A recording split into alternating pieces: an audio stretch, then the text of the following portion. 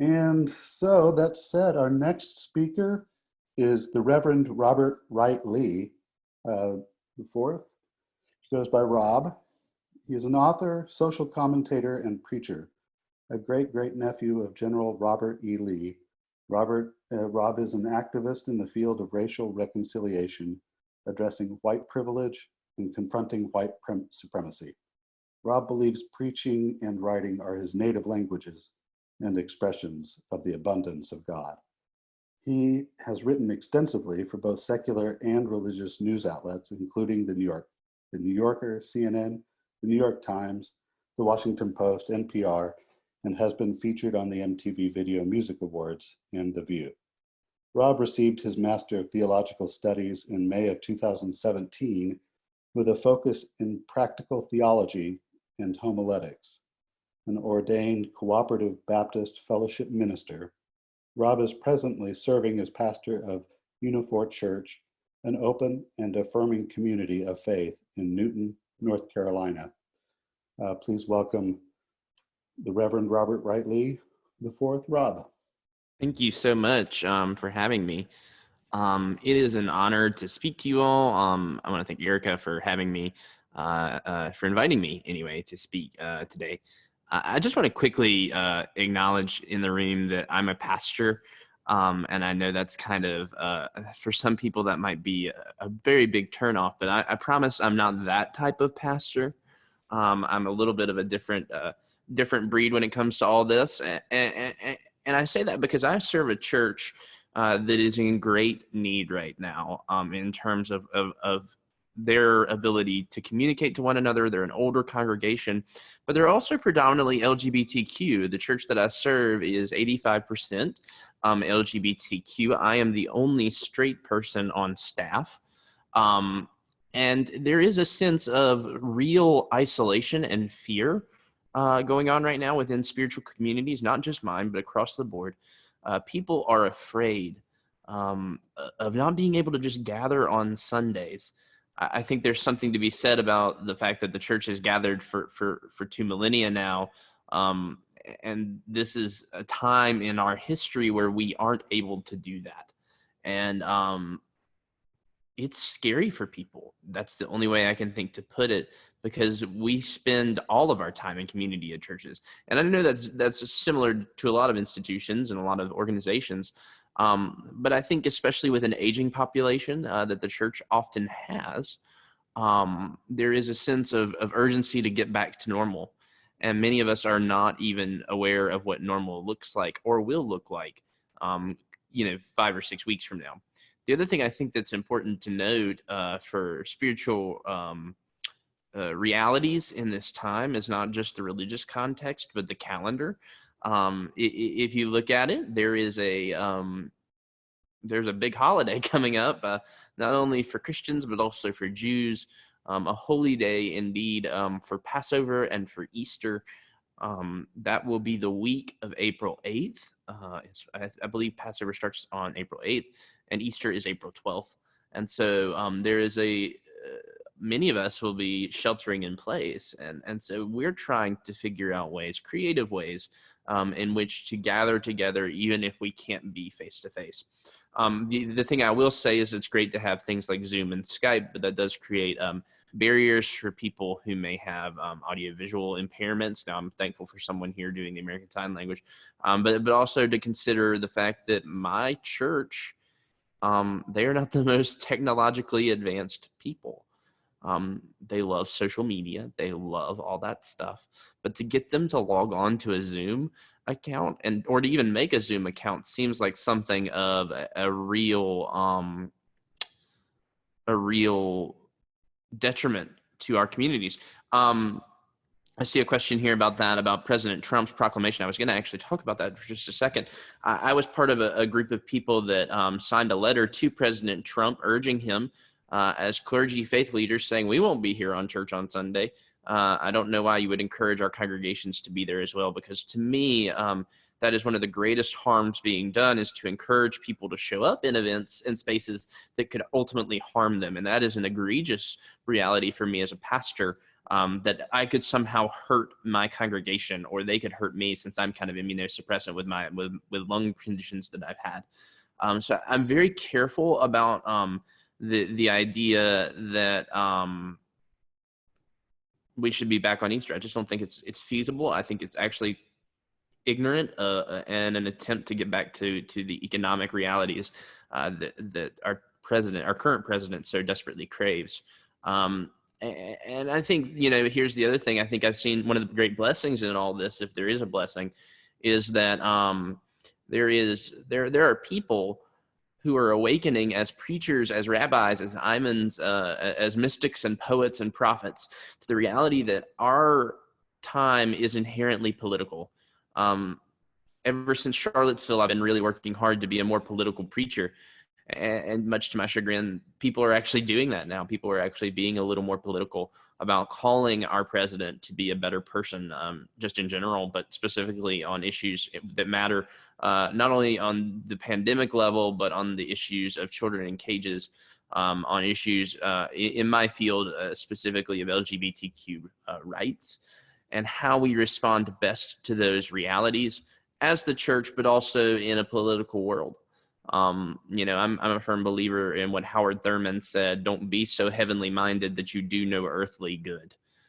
We are called to engage culture as religious communities, and for us to neglect that in a moment like this is incredibly dangerous. So what have I been doing? What have I been doing to engage my community? We've actually found that recording on Vimeo or YouTube is much more conducive for older populations to be able to access, rather than, say, a Facebook Live video where they have to figure out, if they've missed it, do I go back and play it? There's all these questions that come in. So I found that Vimeo and YouTube are incredibly helpful. One of the other things I've been doing is, I've got it right here. I've got these letters I've been writing. Go buy you a roll of stamps, and the stamps have been an incredible gift to be able to put on letters to say, hey, we're thinking about you. We haven't forgotten you. But it's best to keep you safe so that you can come and worship with us again on a Sunday. I think one of the greatest gifts in all this, if there is such a thing as a gift in this, is that it's allowing us to recover the basic things that we cherish most. What is it that we cherish as a church, as an institution, as a community, as a nation, as a world? And how do we reflect those realities within our communities and within our belief systems? For instance, I'll give this example. The United Methodist Church was set to meet in May to vote whether to split over the issue of human sexuality. It has been amazing to see them postpone that meeting, which we didn't think they were going to do come hell or high water. They kind of had to, but regardless of that, they're focusing on being the church, which is an astounding thing for a church to do. So it gives me a lot of hope to see people coming together in spite of great differences, and realizing that we have important things to talk about and address, and those things will allow us to be the best we can possibly be. Finally, I will say that in all of this, the greatest danger that any community will face from the church right now are people like Jerry Falwell Jr., others. And I have a myriad of lists, but he comes to mind, of saying that this is either God's judgment or this is nothing to worry about. Neither of those things are true. God does not judge us like this. God does not inflict pain. At least the God I know does not inflict pain like that. For on a mental health standpoint, I can say that this is affecting my congregation and myself. I have bipolar 2 disorder. So I've had to be very careful about caring for myself and making sure that I'm keeping a rhythm, because the church is built on rhythm, and people are built on rhythm. And when we're not waking up at regular times or doing different things at different times, it can be very interesting to have those rhythms displaced. So I'm happy to take any questions. I just wanted to be here today to thank you all for the work you're doing, but also to remind you that the vulnerable communities may not have access to the things that are needed most right now.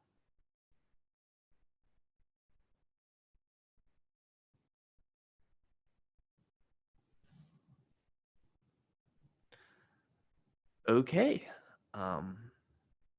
Well, if there are no questions. Oh, here we go. Oh, great.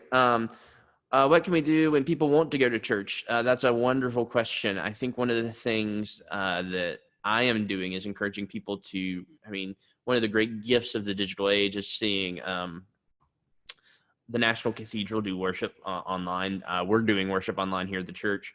So one person, two people in a room together, actually acting out the liturgy of the church so that people can watch it online. It does not replace everything. There are conversations right now going on about how we can deliver the Eucharist, the Lord's Supper, to people who might need it, or allow us to consecrate it via Zoom or Skype, which is a little unknown and new for us.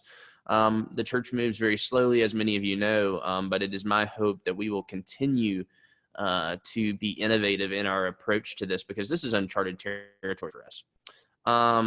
What is the biggest concern you've heard from my community, especially LGBTQ folk? I do actually, I am straight, I'm cisgender, but I do serve a very interesting population. One of the things that I've actually had to do in this moment that's been really critical for my ministry has been to do a lot of listening. And one of the things that I've heard are that people are actually struggling with some PTSD, almost like symptoms from the HIV/AIDS pandemic of the 1980s. This was a community here in North Carolina that was hit especially hard by that reality, as most communities were. But this particular community has some pretty painful trauma that they're dealing with. And so to see this kind of come back to a head and see it be either dealt with differently or just the memories of pain that come along has been something that I've had to deal with pastoral care. The other thing I will say is that with transgender persons, we are making sure that they are receiving the adequate attention that they need. It's just, there's medication, there's the realities that they become kind of vulnerable populations in this moment. So we are trying to be as attentive to that as possible while also maintaining social distancing. You may have heard it, but there is that we are not going to be, we may be socially distant, but we are not spiritually distant. And we're trying really hard. So how do I communicate with leadership and members to embrace utilizing new tools? We actually were ahead of the curve in some regard here at the church I serve, and we had started online giving, I think 6 months ago. That's been how we've been receiving all of our offerings and maintaining the fact that I'm getting paid. And we kind of had the level with the congregation, and that was a great thing that my leadership did. My leadership team did, not me. They sought after telling our congregation, hey, this is what you've got to do. We've got to keep the ship afloat. Luckily, we're in a good financial situation, but also churches aren't. Think about it. You've got big churches with big buildings. They're going to have to pay for that. You've got big synagogues with big buildings. They have to pay for those maintenance and upkeep. And if they're not receiving any income right now, that is a big problem, as it is with any nonprofit organization. I am in touch with global faith leadership. The National Council of Churches and the World Council of Churches has issued stipulations and recommendations on how to best address these realities. One of the recommendations that came out just today was that we should kind of celebrate Easter, kind of a mini Easter on April 12th online. And then when we all come back together, the Sunday that we are all free and clear to come back to worship together, we could have a big celebration that is our Easter. Since Easter is technically a movable feast, we can do that.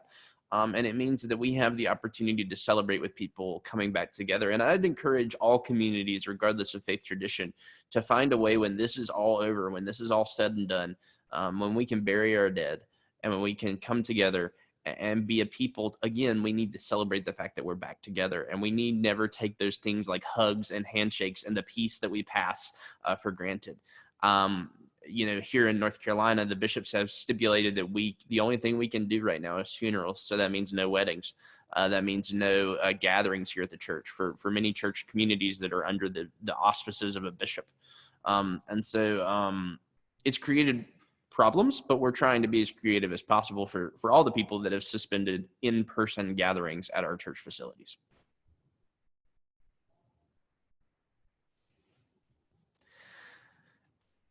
I can do weddings remotely. There are some bishops that are not allowing that. I'm happy to do any weddings for anybody. Actually, I love doing weddings. So that's one of the things that is possible. The trick is with weddings, some states, I know North Carolina requires at least 2 witnesses. So that starts to butt up against what we've been required with social isolation, even if we're doing it on Skype. I think the requirement in North Carolina is that is an in-person witness. They don't say anything about an in-person officiant. I have been pleasantly surprised by the global leadership. They are just amazing people, and they are trying hard. And I know that the church has done horrible things, but that does not mean that that's the end of our story either. So happy to help any way I can. I'm on Twitter and Facebook, Rob Lee 4. I've got about 33,000 followers that we try to be a good community there together.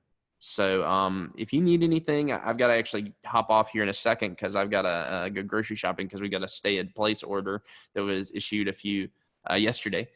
So we're getting ready to go and hunker down. But thank you so much for your time.